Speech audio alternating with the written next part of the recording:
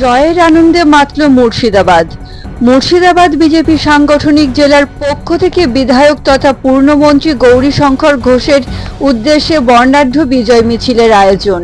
উপস্থিত ছিলেন ৬৪ নম্বর বিধানসভার বিধায়ক ও মন্ত্রী গৌরীশঙ্কর ঘোষ, ৭৭ নম্বর করিমপুর বিধানসভার বিধায়ক শ্রী সমরেন্দ্রনাথ ঘোষ।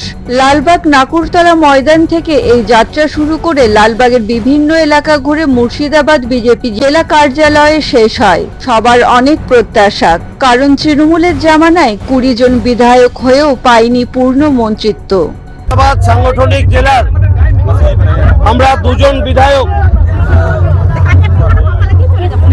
করিমপুর থেকে সমরেন্দ্রনাথ ঘোষ আর এই মুর্শিদাবাদ থেকে আমি দুজন আমাদের সাংগঠনিক জেলায় বিধায়ক নির্বাচিত হয়েছে। আমাদের সম্মানীয় জেলা সভাপতি সৌমেন মণ্ডল সেই উপলক্ষে আজকে বিজয় মিছিলের জেলার বিজয় মিছিলের ডাক দিয়েছে। সেই বিজয় মিছিল এই মুহূর্তেই শুরু হবে। মানুষের উচ্ছ্বাস উদ্দীপনা আপনারা দেখতে পাচ্ছেন।